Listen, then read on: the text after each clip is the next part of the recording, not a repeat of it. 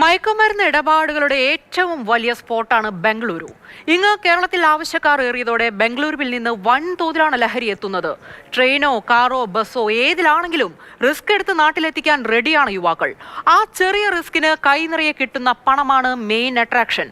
അങ്ങനെ കടത്തിക്കൊണ്ടുവന്ന 1/4 കിലോയോളം MDMA മാനന്തവാടിയിൽ വെച്ച് പോലീസ് പൊക്കി.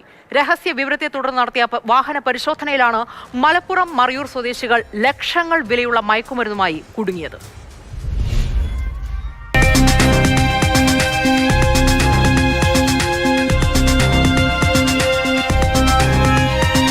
സ്വകാര്യ ബസ്സിൽ നടത്തിയ പരിശോധനയിലാണ് 2 പേർ MDMAയുമായി പിടിയിലായത്.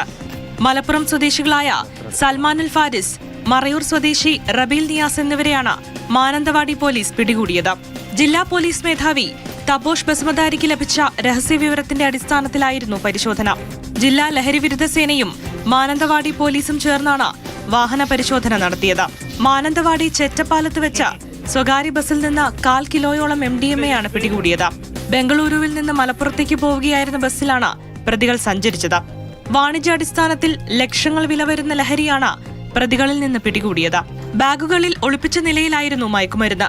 1-ാം പ്രതിയായ സൽമാനുൽ ഫാരിസ് നേരത്തെയും കഞ്ചാവ് കേസിൽ പ്രതിയാണ്. മീനങ്ങാടിയിൽ 3 കിലോ കഞ്ചാവുമായി പിടികൂടിയ കേസും മലപ്പുറത്ത് MDMA കേസും ഇയാൾക്കെതിരെയുണ്ട്.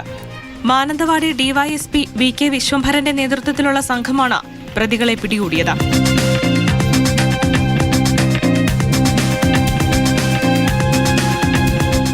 മാതൃഭൂമി ന്യൂസ്, വയനാട്.